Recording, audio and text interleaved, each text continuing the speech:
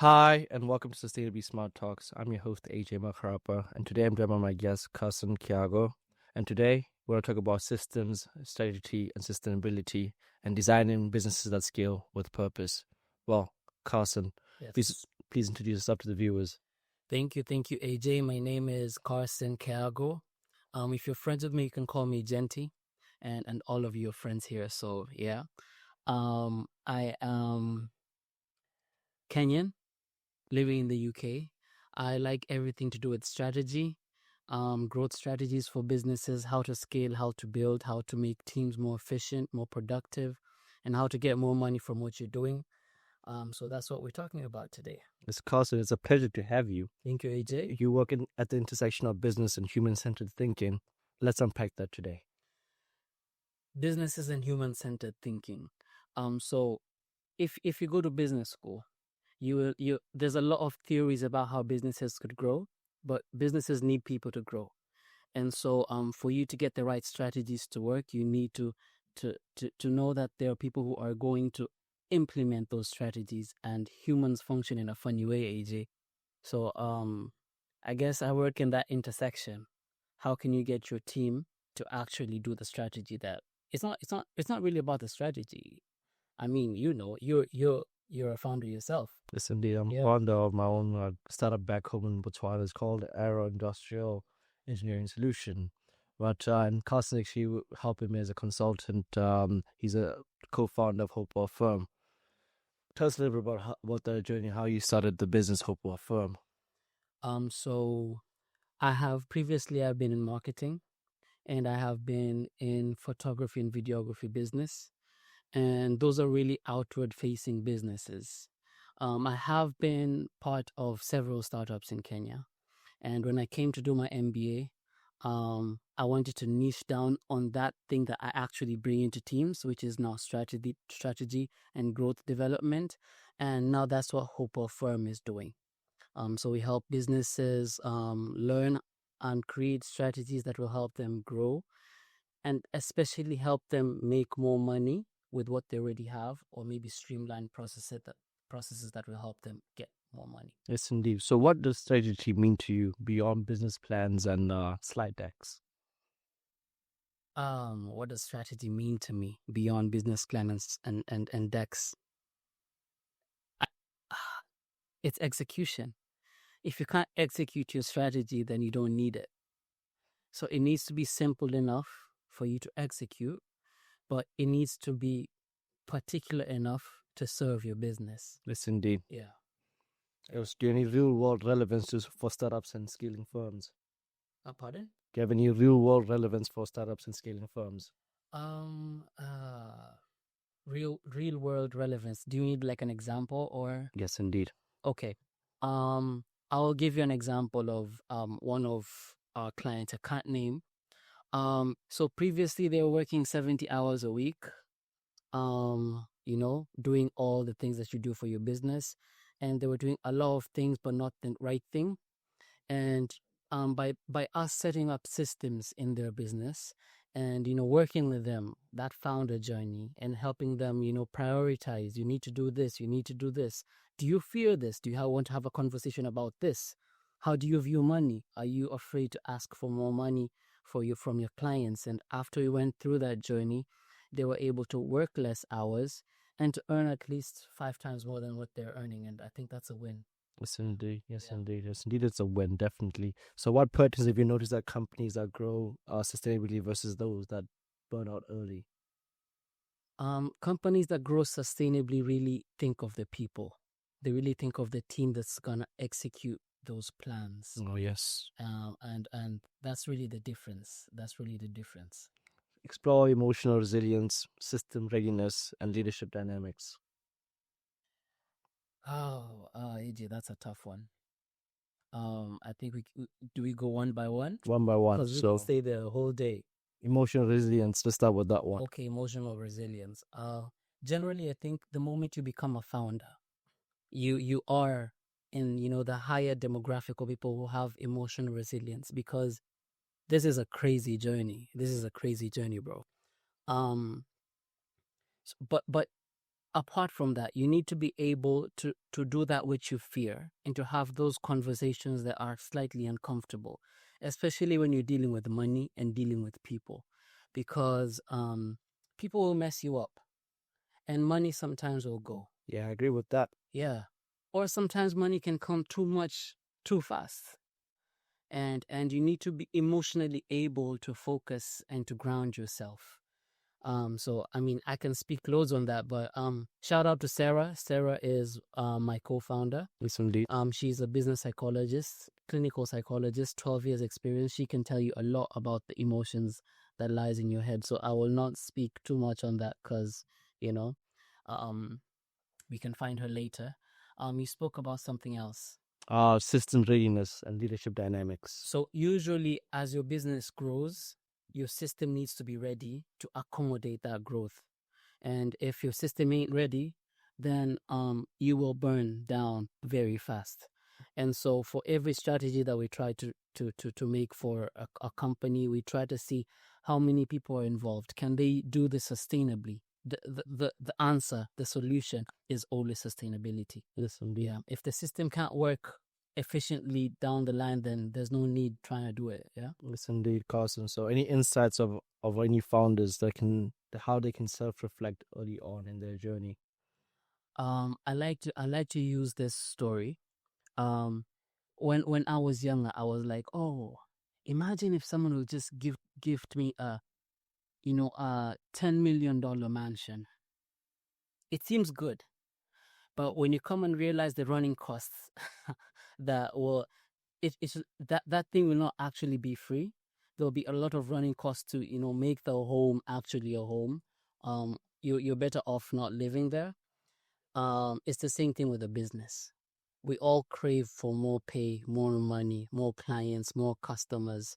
Um, and so I think I'd always start with how can we scale and how can we scale comfortably, and with pace enough for us to handle it with time. Let's agree with that. I'm a Kenyan, so we come from the country with marathoners.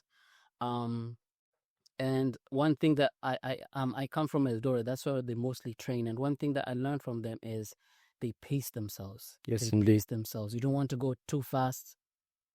You burn out quickly. You want to go at a steady pace. And that's what businesses need to do.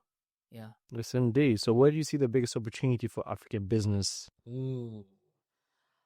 Africa has a lot of energy, has a lot of innovation. The biggest problem with African businesses is our access to scalability, money, funds. So the biggest opportunity is for that company which is able to scale effectively. The people are there, the customers are there, the buying capacity in Africa is wild. You know, you just need your system to work. Yes, indeed. Can you discuss any real barriers and high leverage entry points?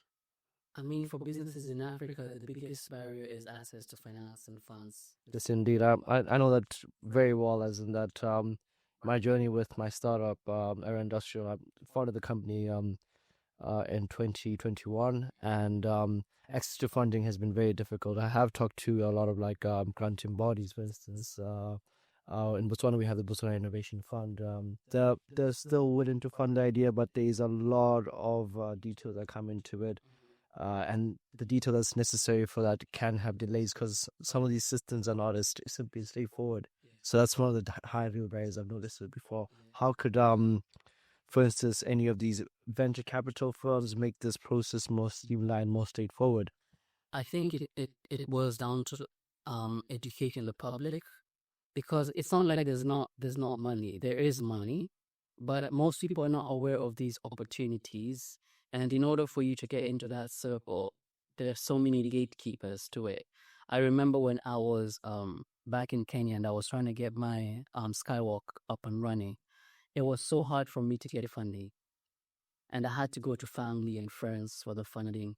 And it was only when I came to the UK that I realized that there was so much money in Kenya. Of course, now they want to talk to me because I'm in the UK, boy, and Hopewell is big, boy. You know what I'm talking about? But back at home, it wasn't the case. It wasn't the case. So there is a gap between the common person at home who has a business idea but needs some money for it, and those people giving out big bucks to businesses that might not really work. Yes, indeed. How do you think we're gonna be able to have more investor confidence for the local people? As in that, half the reason why I came to the United Kingdom was because I knew that I had the ability to get more backing if I was an entrepreneur venturing from the first world country. How can we have more investor confidence for the people locally living in Africa? I think by what you're doing right now, by us saying these stories, and hopefully they will listen and they will hear, and also us who are now on a more privileged position, helping founders listen like in Africa, and you know, showing them the ways and the ropes, and go here, talk to this person. Maybe if I will do an introduction for you, it might be easier for you to get the funding. Yes, indeed. So, how is Hopewell positioning itself to support growth across sectors in the UK and Africa? So we do work with a lot of founders, including yourself, who are of African descent, and we feel like that's a way in us giving back to where we came from, Yes, and ensuring that the continent is a big player in the market right now. Also us learning the Western system and making it big here will will bring that wealth closer to home that can be put to use somewhere else. So, and of course education, disseminating information to the people back at home, and showing them where to go, where to find assets, who to talk to, how to pitch themselves in a way that will get them funding. I feel like that is really important. Yes, indeed. Do you have any advice about your mentoring strategy?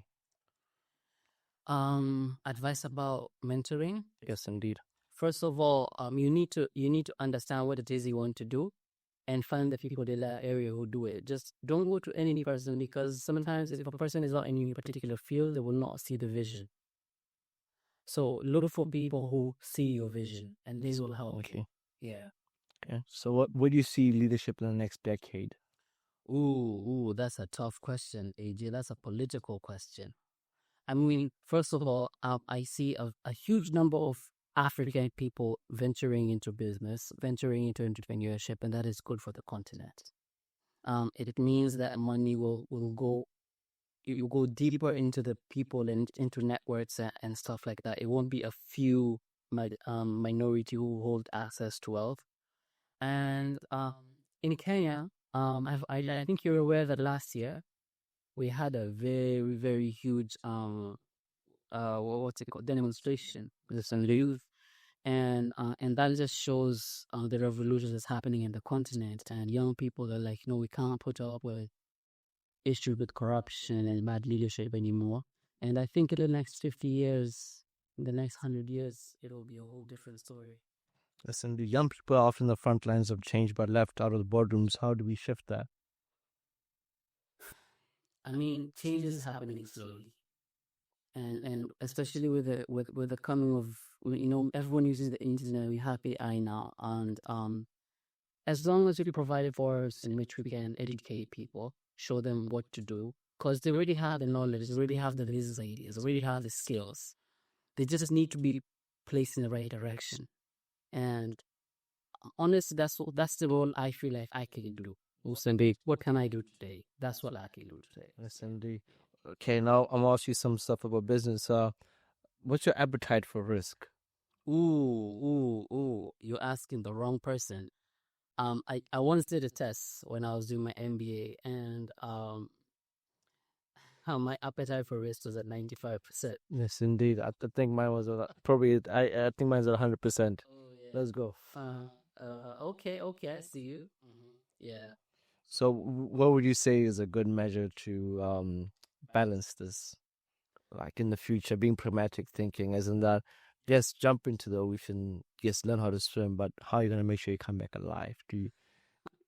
I think sometimes it just is what it is.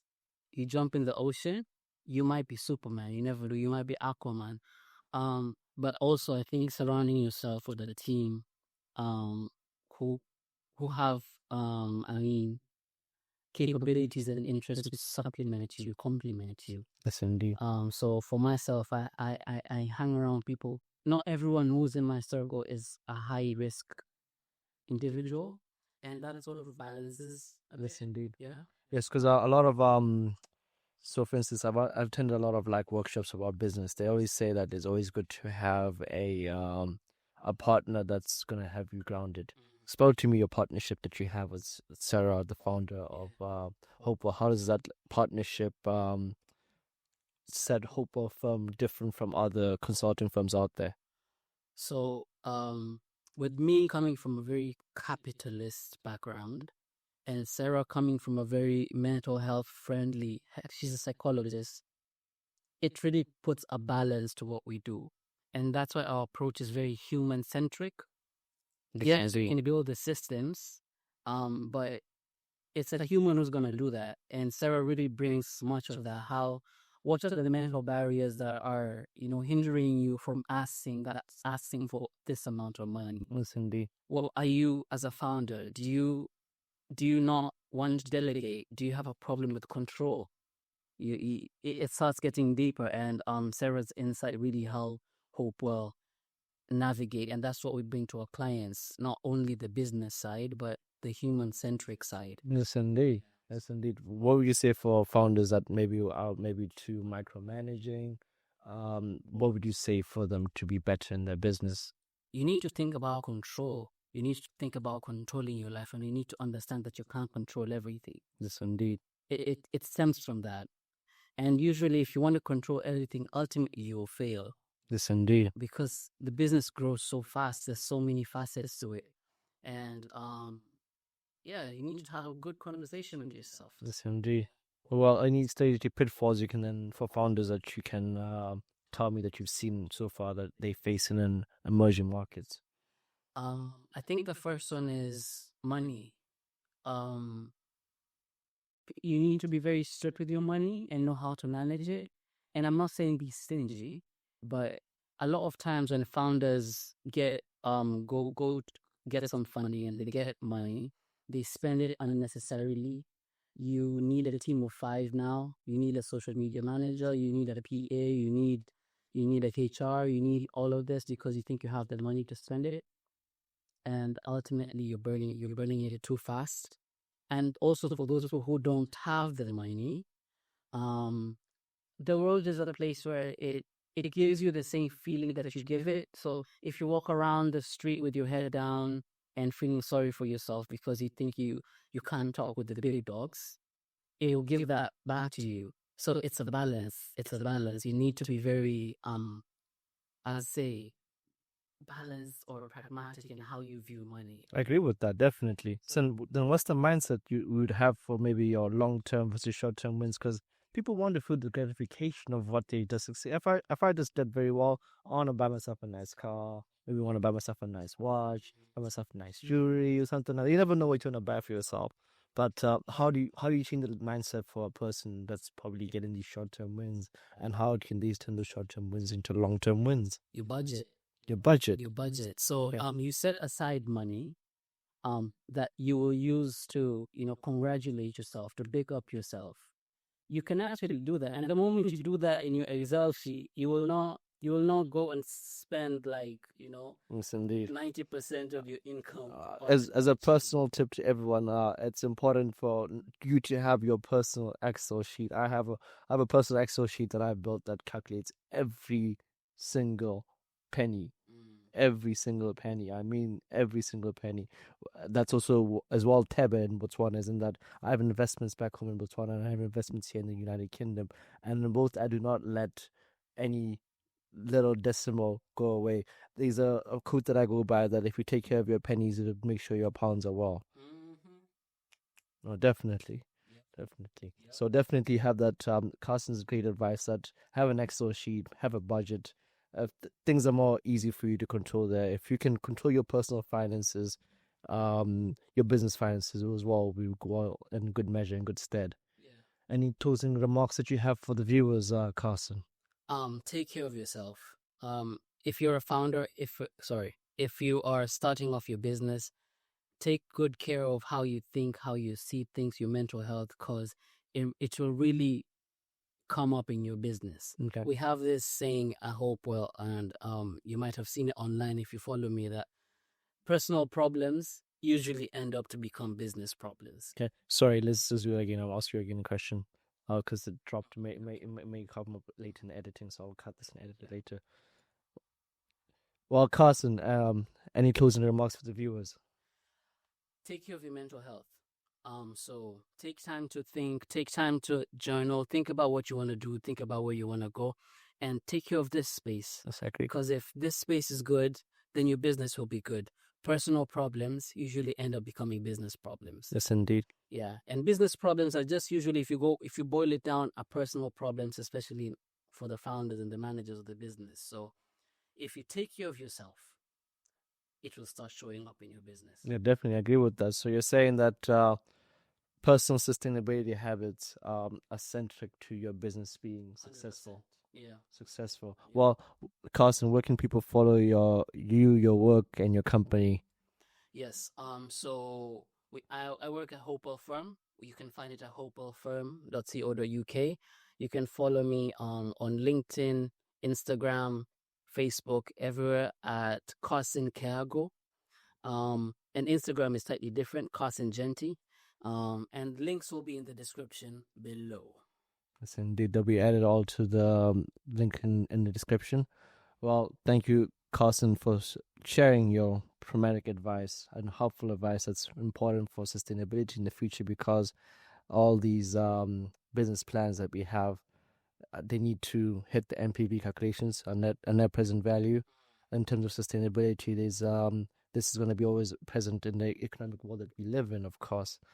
Thank you for sharing your vision and your energy. Thank you for having me. Yes, indeed. This has been another episode of Sustainably Smart Talks. Please leave a like, comment, share, and subscribe. Thank you, Carson, for your time. Thank you. Sir. Yep.